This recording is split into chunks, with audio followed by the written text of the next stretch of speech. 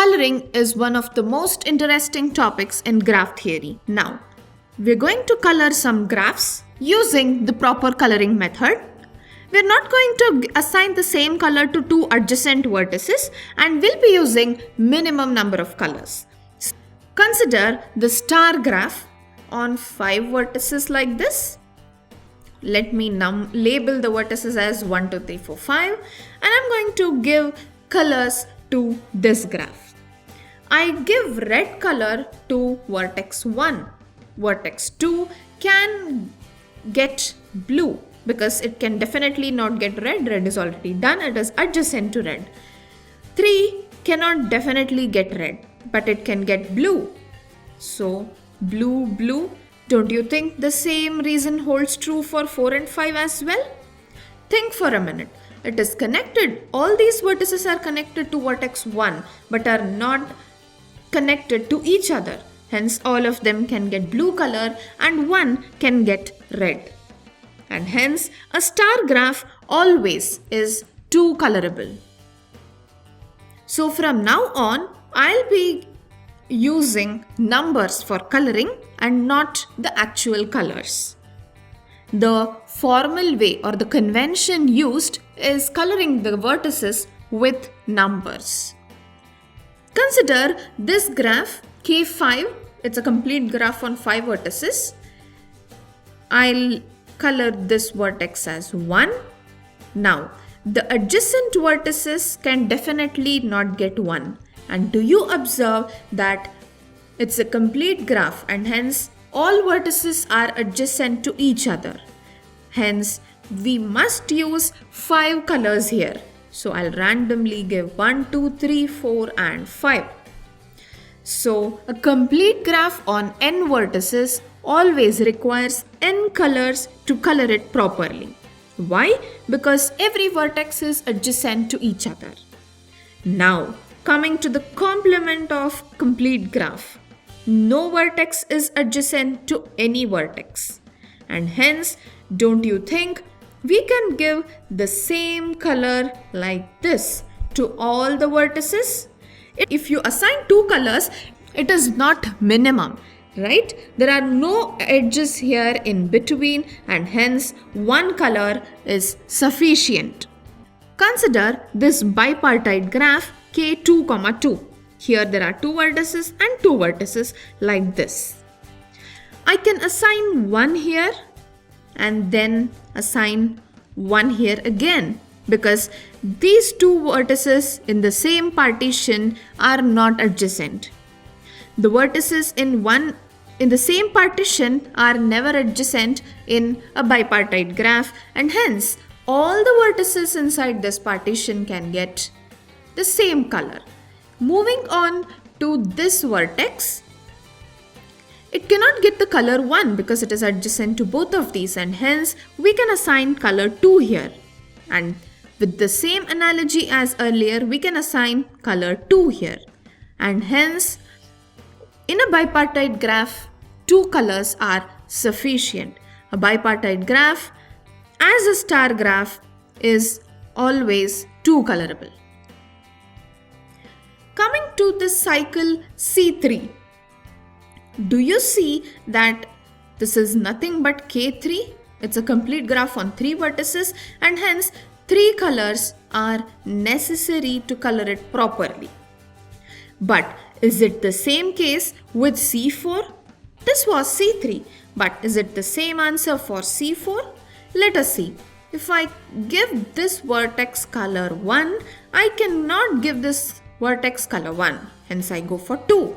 But this vertex can get the color 1 because it is not adjacent to this one.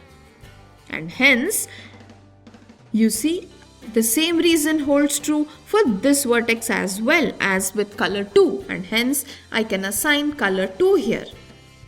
I can go on doing this way if the vertices are even in number. And hence, if the number of vertices in Cn, n, is even, then 2 colors are sufficient. But for a cycle with odd number of vertices, 3 colors are required. Take a moment's break to think about why this is happening.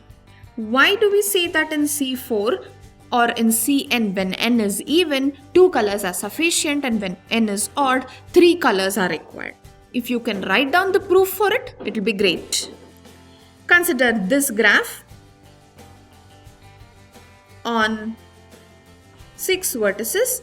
I assign this vertex the color 1, and it has 4 adjacent vertices, so none of them can get the color 1, right? I'll assign the color 2 here and 3 here. Why? You see a C3 here, right? And hence 3 colors are anyway required. Now, for this vertex, I can assign the color 2 or 3. Since I have already assigned 2 here, I have to assign 3 here.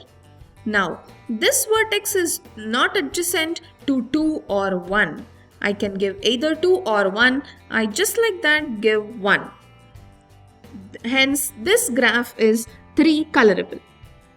Here goes the Peterson graph. You see, I have labeled the vertices as from 1 to 10. We see that it has 10 vertices. Let me now start coloring this graph. I give vertex 1 red color, and vertex 2 I cannot give red, hence I give it blue. Coming to vertex number 10. 10 is not adjacent to 1, and hence I give it red. You see, I can also give it green because anyway I'm not using blue, and I can give green, but please remember we always want minimum number of colors, and hence I give it red. Moving to vertex 7. I cannot give it red because it is adjacent here, and hence, but you see 7 is not adjacent to 2, and hence it gets the color blue. Coming to vertex 6. 6 is not adjacent to 7, but it is adjacent to 1, so I cannot give red, but I can definitely give blue, right? Though 10 has red, it is adjacent to 1, so we cannot give the color red to 6. Now, coming to vertex number 5. 5 is adjacent to both 7 and 1, which have red and blue. I cannot give both of these colors. I am now going to introduce a new color, green. Do you see? Only when we are in a critical condition that we cannot use the colors used so far, do we introduce a new color. Now, 5 gets the color green. Coming to vertex 4. I cannot give it green, but I can either give blue or give red. What I'm going to do is I'll choose one of them. I'll give red. Now, consider vertex number 8. I cannot give it red because either sides, that is 10 and 4, it is having red color, but it's not but you see it is connected to 6 also here. 6 has the color blue, so neither can it get blue color nor red color. But it is not connected to 5, and hence I can give green color to it. Vertex number 9 can get the color red is not there. It is connected to 6. 6 has blue color and 7 has blue color. Definitely we cannot assign blue color to it. But we can assign red color, and hence I'm going ahead with red. We can also give green. Now, coming to vertex 3. 3 is connected to 2, 9 and 4. 2, 9 and 4, these vertices have blue and red respectively. So what I'm going to do is I'm going to give the color green because it is not connected to either 8 or 5. So do you see, with these colors, I have satisfied all the conditions and colored the Peterson graph using just 3 colors. Hence, Peterson graph is 3 colorable.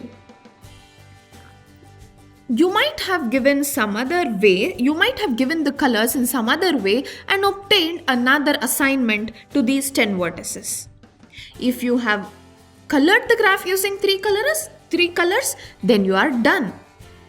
The chromatic number is 3 for a Peterson graph. No matter how you assign the colors, you must be able to do it with just 3 colors. Go ahead and give another assignment.